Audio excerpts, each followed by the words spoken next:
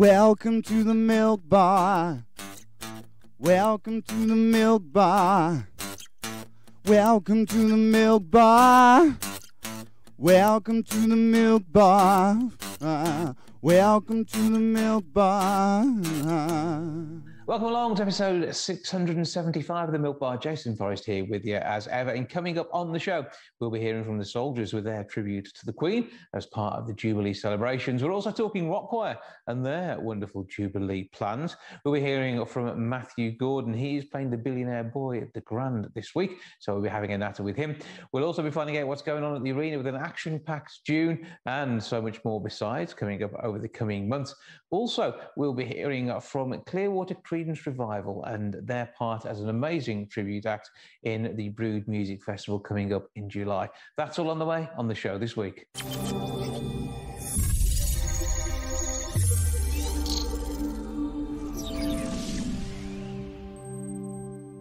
There's an awful lot coming up in June at the Arena Theatre. Neil Redding is here to tell me more. Hello, sir. How are you?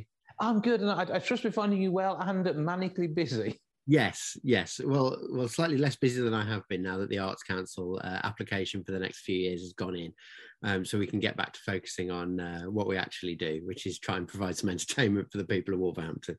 Absolutely, and there's always something well worth seeing down there. Now, we've spoken periodically throughout that whole pandemic thing that was so in vogue a few years back, and of course the wonderful world of producing stuff on screen alongside the live theatre performances. Still running a bit of a hybrid model, or is it all sort of mostly back in the auditorium now?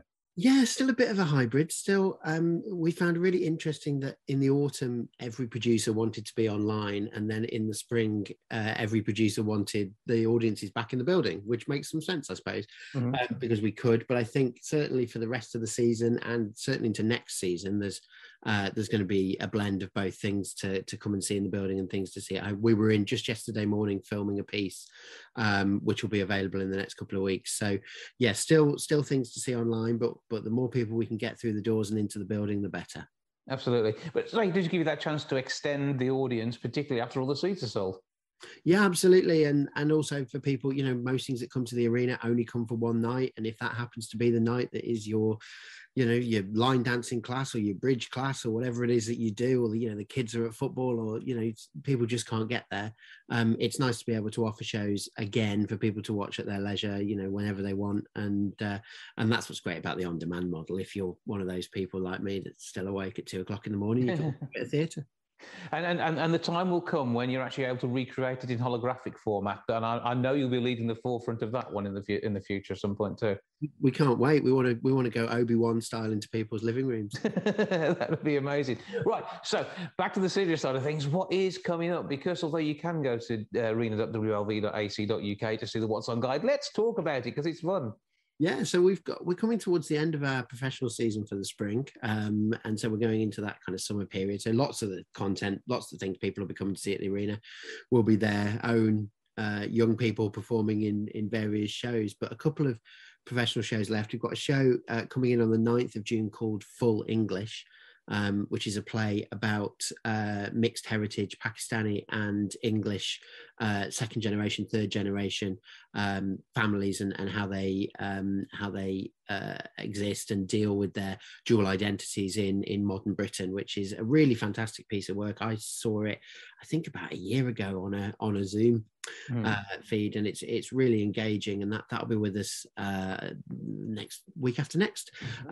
Joss Arnott Dance are also in with their Emergence program. They come about once a year, really fantastic cutting edge contemporary dance work. And then, as I say, we're into young people, so we're in the final rehearsals now, which hopefully will panic some of the members of the youth theatre for the Grand Arena Youth Theatre shows. So there's two lined up, one of which has been written by the Grand Theatre's dame in Panto, Ian Adams. That's right, yeah. So it's a version of Cinderella which is written for smaller casts, written by Ian Adams and then adapted by Fran Richards, who runs the Grand Arena Youth Theatre on behalf of the Arena and the Grand, and she's rewritten it because I think there's about 20 young people, which is more than enough to do a full panto. So she's adapted Ian's original work, and that will be the first of the two shows, which is on the week of the 15th and 16th of June, which would normally be the week we're doing 1448, but more of that later. And then in a few weeks later in July, the senior group are doing a play called The Changing Rooms, which is a really fantastic bit of writing that they've worked really hard on, and I'm really excited to see both of them as they make their way through. I've unfortunately they rehearse on a Monday night, which is one of my nights at home, so I've not even been able to pop my head in on rehearsals yet. But I hear the reports every Tuesday morning. I hear what's gone on at the youth theatre the night before, and the young people are working really hard at a time which is tricky for them as well. Exams, end of year. All the pressure on them to catch up after that pandemic that you mentioned. It's been tough for them, I think, but also a really good release, and it'll be great to be able to celebrate. A lot of those classes went online. They did those things online during the pandemic, and this has been the first time they've been able to be on stage in front of an audience with a full show since pre-pandemic. So we're really excited to get those things on the stage and happening. And then we've also got our celebration of Indian classical dance with Samapan in June as well, which Jay Patel, our associate artist, curates that night, and that's on the 18th of June and is selling well in advance. So if you're a regular attendee at Samapan, or you want to come and join us for that evening of Indian dance, then I would suggest booking early, because those tickets are flying. Absolutely. I mean, these things do at the arena. You have a nice compact bijou style theatre. What's your total capacity? Is it about 150? 50 in the main house when everyone's in. Yeah, and that is it's a nice size audience, and everyone gets a absolutely perfect view. And you've got the Tilston. Is it still called the Tilston? Has it changed name? No, still there. And that houses a number of other different events, and sometimes orchestras as well. Yeah, we loved. Well, I say we love doing it. I always like it when there's a band or orchestra in this studio. I'm not sure the technicians are as keen when they have to route everything through, but it's a really great way of doing musical theatre, because particularly when we work with young people and people who are training and people who are sometimes performing for the first time, it's really useful for performers like that to be able to turn the band down so they don't get beat. You put a drum kit into the arena, and what you can hear is a drum kit. It doesn't really matter if there's 30 kids trying to sing at the same time. So that gives us some real flexibility. And what's great about the Tilston space is we use it for a lot of our development program, our new work nights. We relaunched the Arena Collaborative Theatre Maker nights at the beginning of this season. They've really been flying. Great opportunity for new theatre makers to bring work in, to share work that they're working on, in progress. And Pove, our Access and Inclusion Officer, launched our new drag scratch night, which is sort of for new and upcoming drag artists in the city, and that has been a runaway success. We've had full houses for the 2 we've done so far. There is another one on Tuesday night this week, and again we're expecting full house in the studio for that. And really fantastic to see all the different areas of creativity across the city come together in our venue, and as we keep saying, we're here to develop the next generation of theatre makers, and whatever that might look like, and whoever that might be, we're here to help people on their way. And that brings us nicely onto 1448, because that is an opportunity for so many people to shine. A sort of a two-parter with the sensory event taking place in a few weeks' time. Yeah, so we would normally be in the kind of finishing straight of planning for a 1448 festival. That normally happens. You would normally at this point be ordering a keg of beer, but you're not at the moment, are you? We'll be doing, yeah, absolutely. So normally second, third week of June is when we do 1448 in Wolverhampton, but our mothership in Leicester got offered this opportunity for some funding to do a sensory version, but it's attached to other projects, which meant that basically it had to happen the weekend we would normally be doing the festival. So we moved out of the way. We've moved 1448 Wolverhampton to September, so it'll be September the 23rd and 24th. In its place will be this sensory takeover. So the project's been made in Leicester. We're making 3 plays with SEND schools and they're completely involved in the process. So they're working with the writers, they're working with the directors, they're working with the actors to create these 3 plays. The plays will be made specifically for people with profound and multiple learning disabilities and autistic spectrum disorders as well. So a kind of people with additional needs making theatre for people with additional needs, which is a fantastic way of putting them together. So they'll happen live in Leicester towards the end of June, but then we are bringing a filmed version of that show to the arena in July. So the films that are made from the shows, and they happen in Leicester, will be edited down, and the sensory elements of them that the audiences get to interact with will be replicated in the arena. So audiences with PMLD or ASD will be able to come in and watch the film, but also experience the interactive moments for themselves while the film is playing. So it's a really fantastic, really inclusive program, and we're really excited, and lots of people are already working on it. So lots of our 1448 regulars are already involved in workshops and training and development sessions, getting ready for the period in June when that'll be made. And then it sounds absolutely awesome. Inspiring stuff again, isn't it? Yeah, I mean, the heart of the ethos of the arena has always been about inclusion and access and making theatre available for as many people as possible.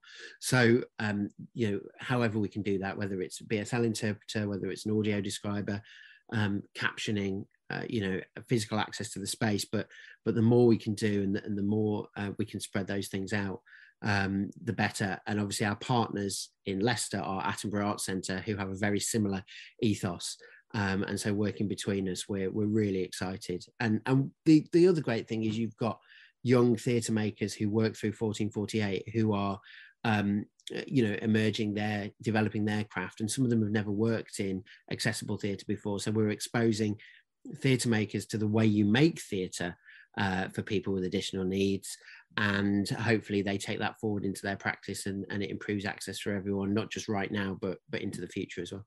Absolutely amazing. There is loads more as well. Full details online, as always, arena.wlv.ac.uk, or the box office 01902 321 321, and talk to the team, find out what's happening and how you can be part of it. Neil Redding of the Arena, as ever, thank you for joining us, and we will speak in the not too distant future.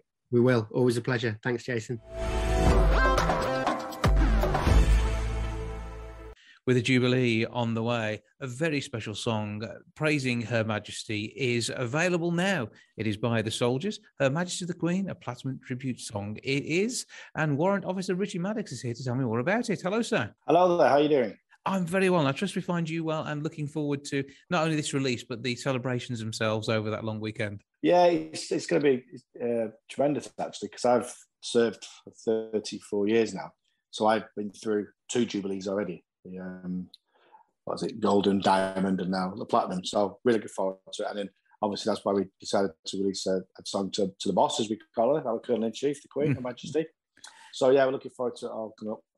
It's going to be good in itself, and just a wonderful celebration of a life given serving her country, and the way in which our soldiers also serve us as a nation. It all is part of the same sort of setup, isn't it? It's the same firm, effectively.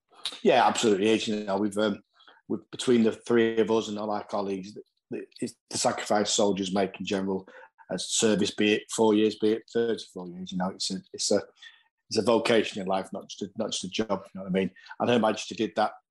She said, she'll serve the country till as long as she can. Yeah. And she's done 70 years now, and it keeps going. She's brilliant. Very, very proud to serve her. Absolutely.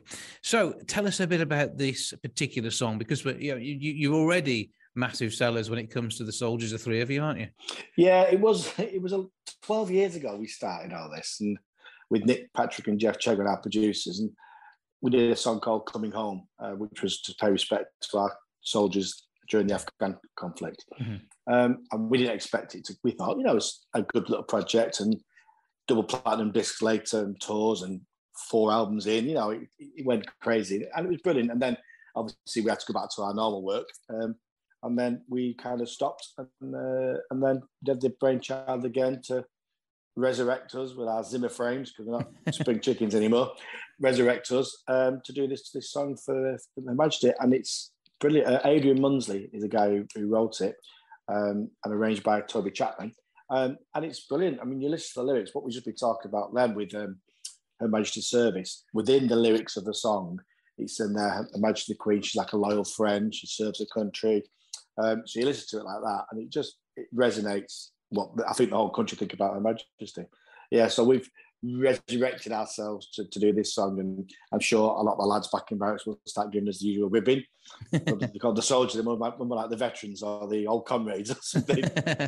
and probably a lot worse as well. But, well, yeah, I didn't want to say that on radio. let's not go there. But I mean, you've already raised more than £400,000 for army charities, so you know there's a lot of respect to your way, whatever happens. Yeah, I'm not too sure the exact figure. I think it's a bit more north than that. It's more close towards the £1 million. I'm not entirely sure, so I can't really say that. But yeah, I mean, we sold a lot of records. We had, like I say, the first album was 600,000, and then the 2 subsequent gold. So you're looking at 800,000 records, and there was always our cut, if you like, the percentage went to charity. So you're looking at at least 500,000, if not more. So we're very proud of that, and that's why now we're still keen with that charitable angle, because we've all got jobs, you know, it's what we do. This time's benefit is going to be the Duke of Edinburgh's Awards, which Prince Edward's taken over as in charge of. So we decided, especially with the sad passing of the Duke last year, we decided it's perfect if any proceeds goes towards that. So and it links in nicely back to Her Majesty again. So it's all a nice full circle. Yeah, and then again, another appropriate tribute to somebody else who's served their country for many decades too. So, I mean, what happens next as well, though? Come on, you brought out retirement effectively for this one, from the Soldiers' point of view, at least. I'm hoping there's going to be, maybe fingers crossed, 10 years' time, another Jubilee. Well, that'd be amazing if it was, and we can resurrect us again in 10 years. For the next few weeks, we're going to concentrate on promoting this song and performing it as and when we can. And then we'll just see how it goes for us. If people are interested, we might do some more, we might not. We can't say, because Gary is still serving captain. He's working today. That's why I'm doing this on my own. Ryan he's a veteran now. He retired from the army a few years back. But like once you've served, you've served. So and he's busy, but he'll be doing his work. And again, he can't join in today because he's working. I'm due to retire from the army end of June after 34 years service. And then from then, I'm just going to go and put my feet up for a little while. I live in a nice little beach in Lower Stuff in Suffolk. I'm going to relax. But if this snowballs into something good again, then so be it, bring it on. But we're just doing this. This is mainly just to celebrate the Queen's Jubilee. And really, what you're doing here, it takes what Robson Green did and turns it into real life, isn't it? I mean, you're not just TV soldiers; you're the real thing. The actual McCoy who served all around the world. Yeah, I mean, you say that we did get a lot of ribbon when we first started with the Soldiers thing. Yeah, there was a TV show. They did a great job. I quite enjoyed watching them do it. But we are soldiers, with Ryan served tours in Afghanistan. I've been to Iraq, and both Gary and myself, we served in the Gulf War in the early 90s. Mm-hmm. So shows how long Gary and I have been serving. And between all three of us, we've been around most of the world in service and bits and pieces. So, yeah, we are the real McCoy. We are soldiers. And both Gary and I work for the Royal Clearwater Music. So we're musicians as well. That's our main drive. Mm-hmm. So we've seen a lot of music and state ceremony and all that kind of stuff.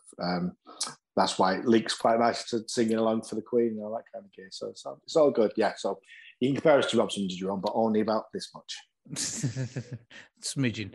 Right, so we got to listen to the track now. If you haven't heard it yet, this is going to be a treat for you. The release date was last week, so it's doing big things. Yeah, I mean, like I say, it came out the 20th, and for a short time, it was number one in the classical album charts, classical single, sorry.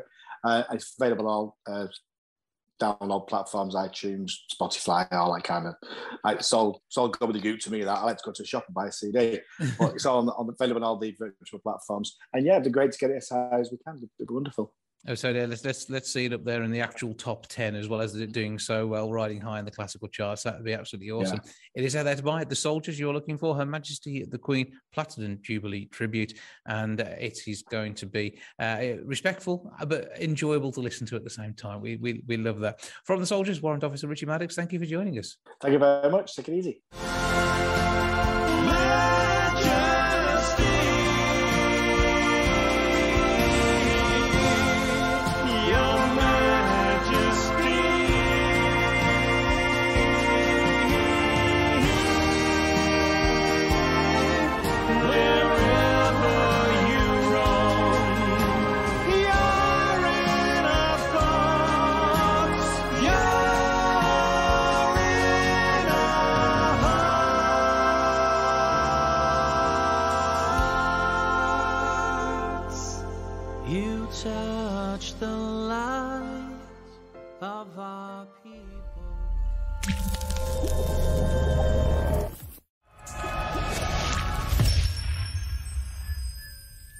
given the chance for a party, rock choir are always there. It is guaranteed. The nation's favourite gets together when it comes to a bit of singing. They've got some amazing stuff coming up across the Jubilee. Sonia Eyre joins me now from the Midlands group. How are you doing?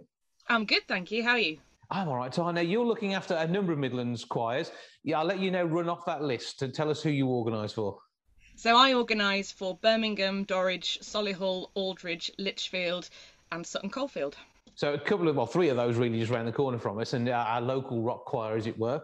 And this means that you're going to be having a great time with a bit of a flash mob that's taking place to mark the Queen's 70 years on the throne, a 70th Platinum flash mob taking place in 70 locations across the UK. But at the moment they're secret. You can't tell me where you're going to be, can you? The most I can tell you is if you fancy a day shopping on the 3rd of June, then head to Touchwood. Okay, right. That's nicely cryptic, and we don't know when or what time, do we? Really? I suppose it's all part of the magic of what's going to happen. Yeah, but you guys know how to do a flash mob. At the Proms in the Park back in 2018, 10,000 of you turned up. Now, there's probably not going to be that many at this mystery venue, which we're not going to mention anymore. But it's still going to be a huge event, isn't it? It really is. I mean, just to bring so many choirs members together is going to be a fantastic opportunity. We've not been able to do it properly since the Proms in 2018 to do something like this, so we're really looking forward to it. And what sort of music is it you guys sing? Because I'm going to guess there might be some Queen involved on it. So the fact it's the Queen's Jubilee. Maybe one of those options, absolutely. But we do a range of repertoire. So, for instance, we've just finished learning Pompeii by Bastille, and also we've done a bit of Meatloaf. So, in a variety of different bits, and I think that's part of the draw, isn't it? Because you're going to sing a wide range of popular music, rock being a little hint there. But, I mean, rock songs do suit so well to massive choirs. That's the reason why. I mean, so many rock and pop artists have featured some brilliant voices on their tracks in the past, en masse. Very much so. I can't even begin to describe how well they transcribe to choirs singing. It's just such a full sound. It's fantastic. And there's normally plenty of layers as well, so wherever anybody happens to be in the vocal range, there'll be something for them. We'll find you somewhere. We tend to work in 3 parts. So you've got the high voices, sopranos, middle voices, altos, and the lower voices, basses, and we'll find somewhere to pop you in. Not a problem. And obviously the opportunity to join a rock choir as well. And you don't have to be a professional singer standard to get involved. It's a choir. You're on an ensemble. It works well with so many different sounds. Yeah, there's no need to audition. We don't make people read music. It's literally just come along, we give you some lyrics on the night and just try us out and have a live a time. Yeah, so as well as the flash mob that we're not talking about, that might or might not be somewhere near the Touchwood Centre in Solihull at some point during Friday the 3rd, as well as that we obviously is a surprise, you've also got an event coming up on the Sunday, which again is a national event for rock choir. Yes. Can't tell you what it is, though. So it's another surprise. Very much so. There's going to be a video release, I know that much, on our Facebook pages, so it's just tune into that and watch that because it's brilliant. That's all I can say. Okay. It's not often I do interviews where I go, well, is something going to happen? The answer is, well, yeah, and that's it. But I can't tell you much about it. What I can tell you is that there is a choir in Wolverhampton and they've got a performance with Race for Life on the 12th of June. So if you're running in that Race for Life, then rock choir will be there cheering you on and singing you on around the course. So that's going to be good. So that's all worth checking out. Again, full details on the Rock Choir Facebook page for the Midlands? They will be, yeah, on there, and also on the local Wolverhampton Rock Choir page as well. So, yeah, so how does it work with Wolverhampton Rock Choir? So who's the group there? How does that work? The group that's taking there, her name's Rowan, and she looks after Shrewsbury, Wolverhampton, Telford and Bridgnorth. So, yeah. So we have got a Wolverhampton Rock Choir. There is a Wolverhampton Rock Choir, there is indeed. So you can. I almost felt left out for a minute then, to be honest. But they're obviously going to be involved in an awful lot of stuff. So it'll be interesting to see what happens there too. Absolutely, yeah, very much so. So there's lots of opportunities to see magical things happen, and I take it each group in a way will be turning up at one of these 70 sing-alongs. So they are dotted all over the country. They really are, and they've been happening probably for the past 3 weeks already. So it's all being done up in the lead up to next weekend. So it's all going to be an amazing musical extravaganza of a sort of event, whatever happens. Very much so. So where do we find out about Rock Choir and all that you guys get up to? All you have to do is head to www.rockchoir.com and it's all there. You can even pop your postcode in to find your nearest choir. So simple as that. I would say we do have a Wolverhampton one. There's stuff going on throughout Shropshire, Staffordshire, and the whole of the Midlands and across the UK. Yeah. And there are all sorts of things like the national events that people get to be part of as well. Although we mentioned the Proms thing, which had 10,000 members. Obviously, they're not just all from down south. They come from all over the country. Yeah, whole country. But there's often music releases as well. Yeah, we've released a couple of albums, and over the past couple of years, a Christmas single we've been releasing as well, with the choirs on it. So last year, through lockdown, we released what's it called, Keeping the Dream Alive, and we had, I think, about 12,000 members recording themselves on that single, which was then released. Impressive, a 12,000 strength choir. That is, it's amazing and sort of scary at the same time, just to think of the whole concept of that, getting your head around it. Absolutely. But there we go. Brilliant. It was a way to bring everybody together, so it was fantastic. Well, I mean, it is utterly fantastic. All the great things have been done, some amazing voices and amazing people getting together and doing some brilliant work with Rock Choir. For now, Sonia, thanks for joining us. Thank you very much.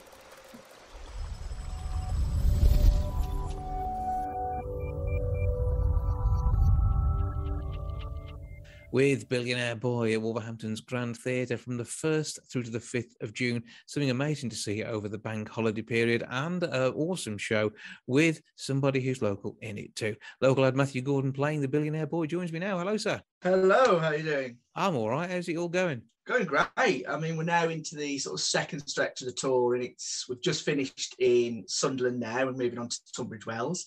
About to move on to the hometown Wolverhampton, which is great for me. I love that. This is it. I mean, it must be amazing doing a tour and getting to stop off and basically blag food off the family whilst you're here. Exactly. Not having to worry about digs or hotel rooms for a week. Mm-hmm. Yeah, because although you're playing the Billionaire Boy, you're not, sadly, are you? No, unfortunately, the life of an actor is an impoverished one. Well, there we go. We wouldn't have it any other way. It helps with the art, I think. That's what actually happens. Now, Joe Spud, 12-year-old, richest boy in the country. Give us the rest of the background to this amazing David Walliams story. So the story sets up essentially, both him and his dad, they've come from humble beginnings. His father used to work in a loo roll factory, essentially wrapping the toilet paper around the cardboard tubes. And then one day he gets this amazing idea to create a loo roll called Bum Fresh, which is moist on one side, dry on the other. And this makes his fortune. So these two guys all of a sudden have all this money, don't know what to do with it. So Joe's got loads of toys, loads of computer games, but the one thing he doesn't have is a friend. He's completely alone. So he asked his father to place him in the comprehensive school nearby under the guise of just being like any other kid. He's not a billionaire, and see if he can find a friend on his own merits rather than for what he has. And then what happens afterwards is obviously what I like is quite a moving story. There's a really nice core to that. But then, of course, you've got the David Walliams humour and grotesqueness and all that kind of stuff happening around the edges. The complete madness that runs alongside these things. And I think it would be hugely fun to play. I mean, you're a Wolverhampton lad, you're playing your home city, you're going to have a great time with it anyway, but you've got that next level of an amazing script and a brilliant show, and the amazing look for the show as well. I think that's the other thing as well. It's a kids' show, which means you can't spare doing it right, otherwise the kids will tell you you've got it wrong. Oh, absolutely. The pace of the show, it has to be so slick. We have to keep it moving because, of course, we do this show solid in 2 hours. It's pretty quick. But absolutely, you know, if the audience, if you're losing them, because with kids, it's rustling of packets, talking, all that kind of stuff. But it's lovely that other than the laughter, you can go through scenes you can't hear a pin drop. So you know you've got that audience captive, which for children, I think you really have to fight for attention at times. But it's amazing to see. And after the show, I get to see some families after the show and seeing how much the kids are excited about what they've just seen and how much of a difference it's made to their day. It's amazing. And I'm going to guess that your whole family are going to be there as well.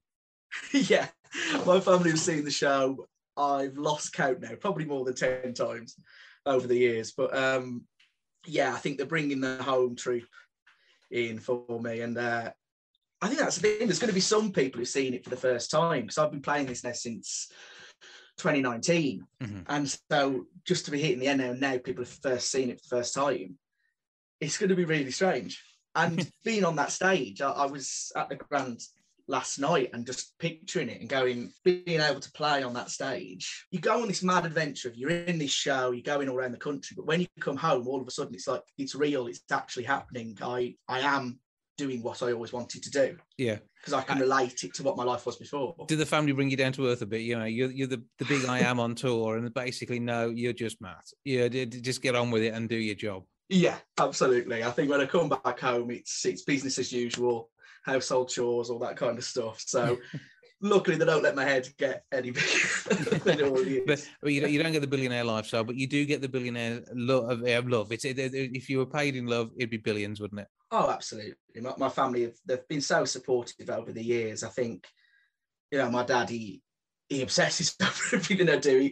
He's constantly watching the social media sort of pursuit of the show. And it's lovely to see that, for a job that can be quite difficult at times and not very forgiving, like that your family support you wholeheartedly.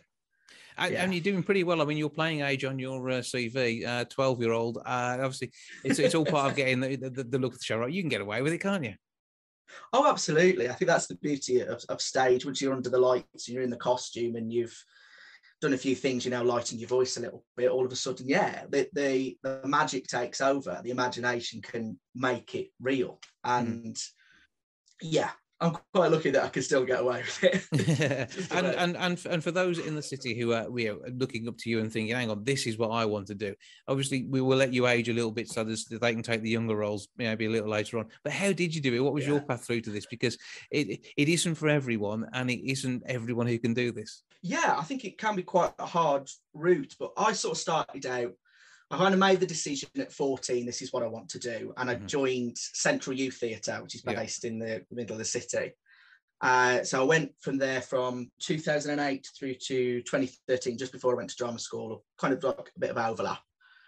And they're a great organisation. They do so much for people in the city. And they're now about to do a bunch of shows, Passion for Progress, over the summer. So check them out if you look at the website. Over that, I got to do so many great plays, so many great productions, a lot of improv and devising. I got the chance to assistant director show, which I think really helped me sort of see the other side of the process. So I went through that, thought very seriously about drama school from 16, applied to about 6 schools, and I was really lucky that the first school I auditioned for was Alra, which unfortunately has closed this year for financial reasons. But I was very lucky. That was my first audition and I got a straight offer, so I knew straight away, there we are, I'm sort of sorted. I went to the others, went over to Alra, started there in 2012, and it was, some people say they really struggle through drama school, but 3 years for me, I loved it there. I loved it. It was right in Wigan, so it was a nice little other humble town that I could kind of relate to my own beginnings rather than the big city or anything like that. And it was just amazing. It really pushed forward, and then managed to pick up an agent in my 3rd year. It was a slow start the first year, as I will warn anyone who wants to get into acting. It's tough at first. You go audition, and nothing comes through. But eventually I got into touring and all that kind of stuff. And after a few years of working predominantly in fringe in the north, eventually I got with Birmingham Stage Company, and 3-4 years later now, I'm still there. Doing the thing, touring, treading the boards and having an amazing time on stage. But it is hard work. We know that this is not something simple. To be part of the world of the arts is hard work. And it's also hard work supporting yourself, because there's always gaps between jobs. That's how it works. Absolutely, yeah. You've got to find ways to nurture yourself throughout it. I've done jobs like waiting on tables and reception desks and all that kind of stuff over the years. But the main thing I did in those times is you've got to keep doing something, whether that's doing an acting class or writing something. You've got to keep creative, and always the networking.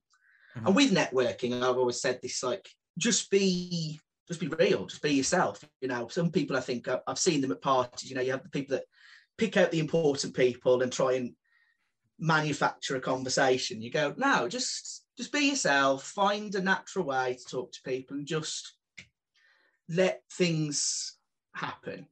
You know, because people want to see who you really are, not the facade you want to put forward, I think. And this is kind of the moral of Billionaire Boy as well, isn't it? Which I quite like too. Yes. It all links back to the show. That's the main thing. It's with Billionaire Boy, there's this nice core to it, which is that I think it's very relevant to our day and age that now I think with social media constantly on the rise, what we see of people is generally the view they put out to the world. It's all put around money and success and happiness. And obviously what's happening underneath is not always what it appears. And so playing Joe, it's quite lovely because it's on the outside, he's got all this money. He should be completely happy. But what he's lacking in life is the more substantial elements, the family, the friendship, the feeling of belonging. And so I think this show really presses forward that point that while these things look flash and lovely, what you really want to live your life doing is pursuing something that's more spiritual, more substantial, and that makes us all happier, which is having people around us that love us. Well, you can see what happens in the world of Joe Spud when Billionaire Boy is at Wolverhampton's Grand Theatre from the 1st through to the 5th of June. A captioned performance on Thursday, the 2nd of June, and there are ticket deals as well. You can check all those out at Wolverhampton's website, grandtheatre.co.uk. We'll give the box office a call on 01902 429212. Meanwhile, break a leg, be amazing. Matthew Gordon, Wolverhampton lad, and our very own Billionaire Boy, thank you for joining us. Thank you very much.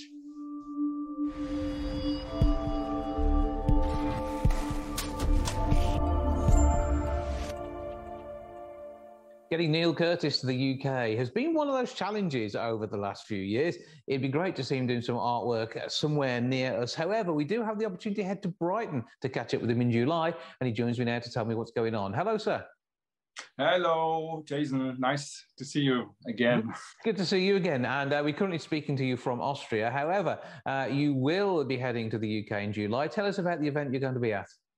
Yes, I'm going to participate in the Draw to Perform Festival in Brighton in July. It's going to be held on the weekends on 9th to 10th and 16th to 17th of July in the Phoenix Art Space in Brighton.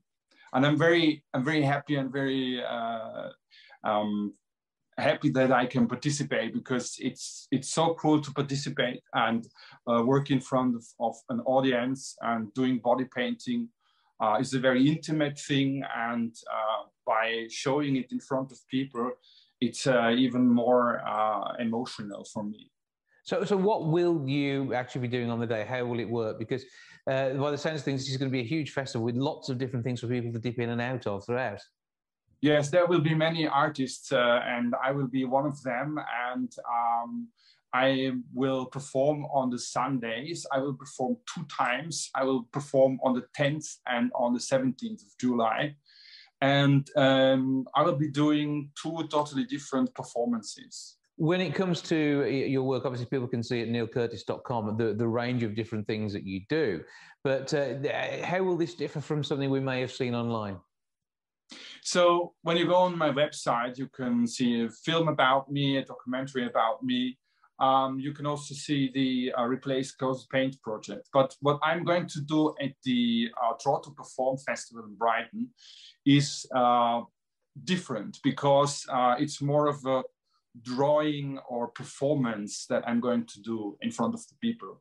And if you want to know what I do, I will make 2 very different performances. And the first one, which will be held on Sunday the 10th, will be some kind of performance where I will paint a model with hundreds of dots on the body, and then within the next 1 hour I'm going to connect all the dots, and the performance is going to be called Connecting the Dots.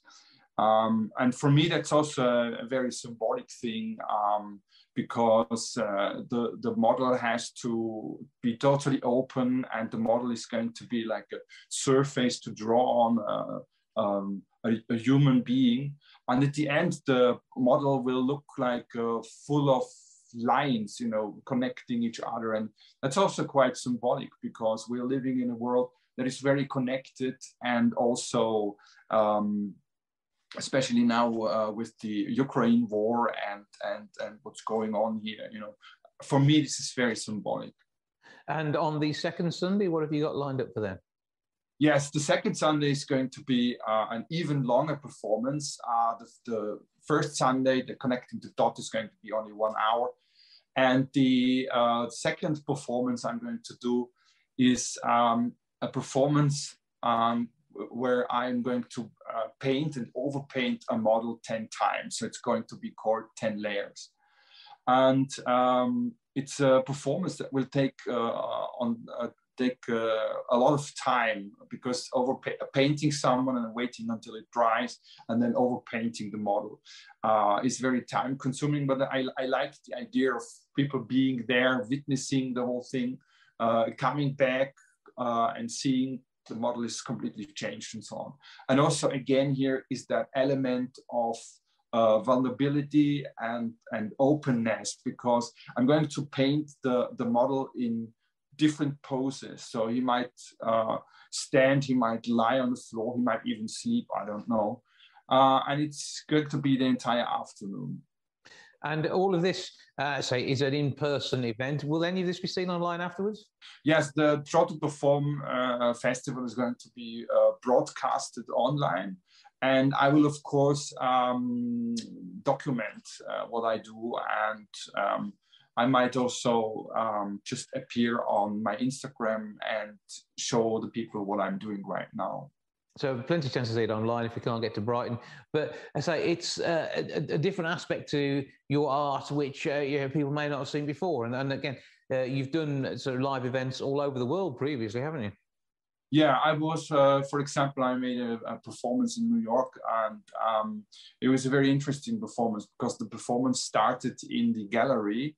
And to the surprise of the people who were there, I said, let's go out, you know, let's go outside with the models, because I like the idea of bringing the art to the outside. I like the idea of using the paint as some kind of replacement for clothes, and you walk around outside, so why not? And there's actually the chance that I might be doing this in Brighton as well. So there might be some, maybe I will walk out of the gallery as well with my model, or go to the beach, or yeah, talk to people in front of the Phoenix Art space. So there's, again, it'll be an evolving piece, as often your work is, and it'll be interesting to see how that pans out. And of course, as you say, we can follow this online and see where it goes to, either at the time or via your neilcurtis.com website afterwards. And this is all part, say, the big picture of the work that you do. And what else have you got planned as we head through 2022? As you probably know, the time within the last 3 years was not easy, or last two and a half years, because first there was Corona, and then now we are facing war in Europe, and that's actually making me very sad. You know, I come from a country where we had a big leader that occupied the world, and such behavior is totally unacceptable, of course. And I'm working on this Replace Close Paint project since nearly 10 years now. And for some reason, I had to make a break, because everything got very emotional in my life, and everything slowed me down, and I couldn't focus on things. And one urge deep inside of me is at the moment to confront myself with the Ukraine crisis and the Ukraine war, and I'm very emotionally touched, and I actually made a Replace Close Paint session which will deal about the topic of the Ukraine war.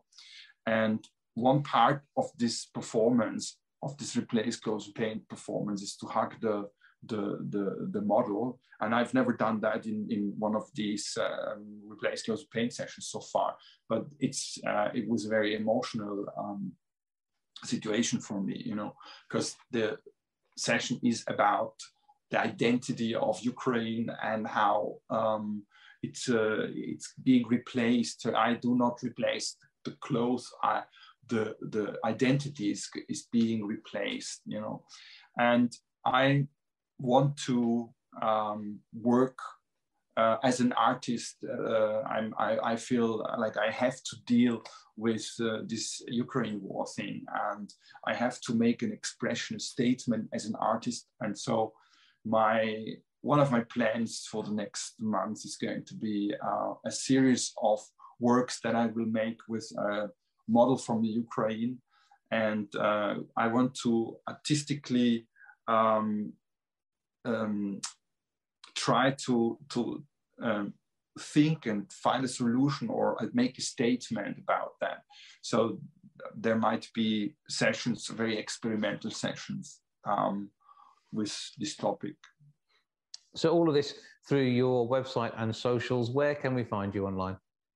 Yes, the website neilcurtis.com is, of course, the main page, the main landing page. To also, you can find links to my Instagram, for example, and to my Twitter.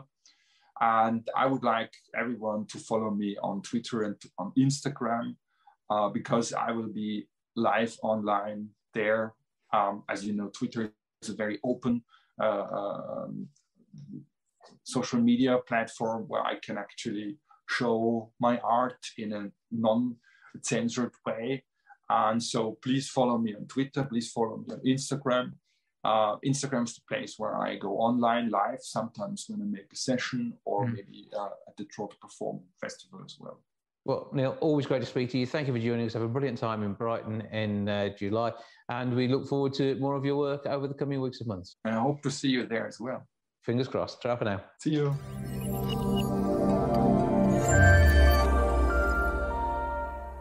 There's an amazing lineup for this year's Brewood Music Festival. It takes place on the 2nd of July for the main event on the big stage at St Dominic's. Clearwater Credence Revival are one of those acts we're going to be absolutely adoring on the night. Peter Barton is with me now to tell me more. Hello, sir. How are you doing? All right? I'm good. And it must be great back playing the festivals after the couple of years that we've had. And I know this has sort of moved around a little bit. We should have been doing this in 2020, but we're now there in 2022. Yeah. I think it was Donald. Is it Donald? Angus? Angus Parker. Angus Gold, yeah. I mean, I did the festival a few years ago when I was with the Animals for a long time, and I actually played the same festival with the Animals a few years ago. In which case, I've already introduced you on stage once. There you go. Absolutely, yeah.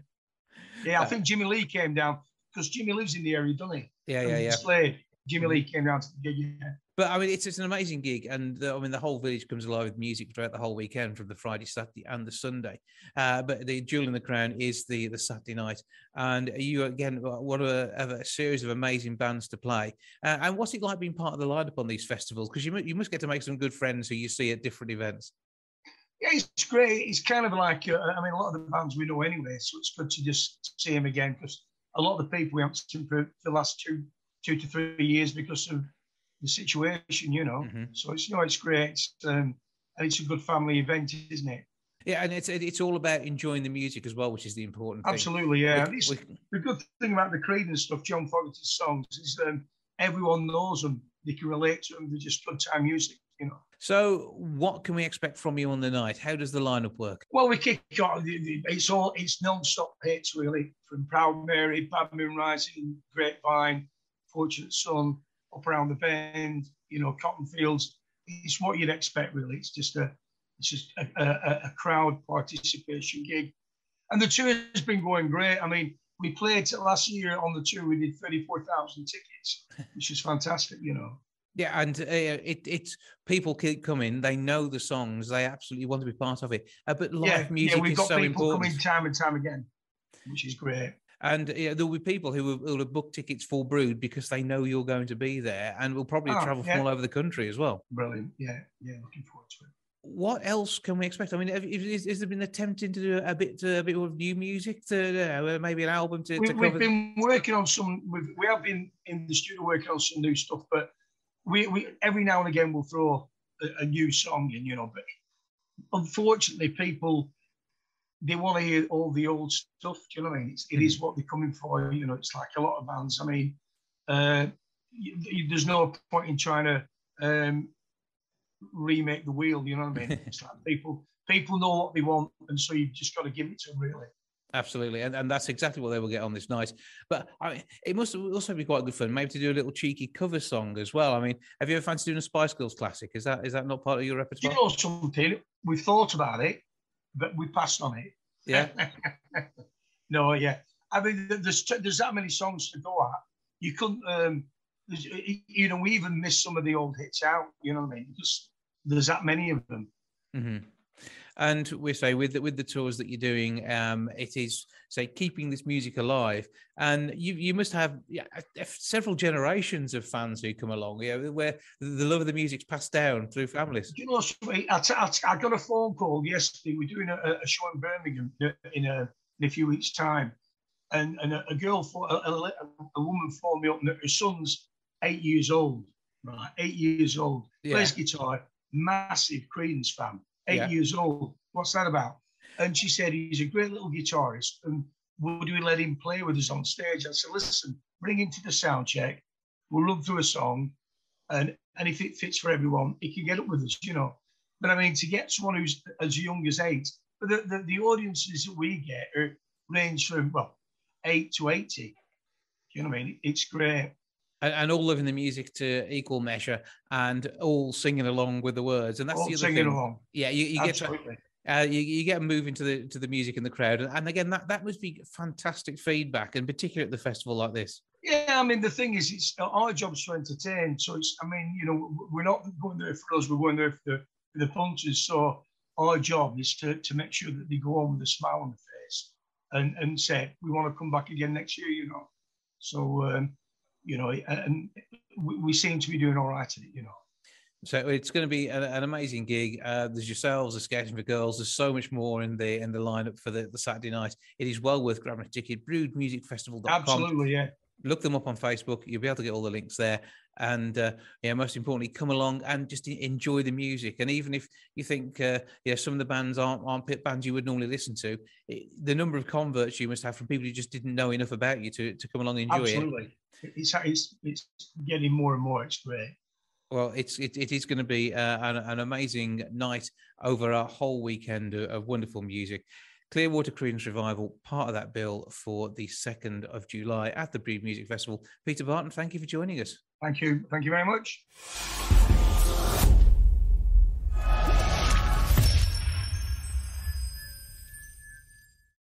That's all for this week. Thank you so much for joining me back with episode 676 next week. I'll see you then. Ta-ra for now.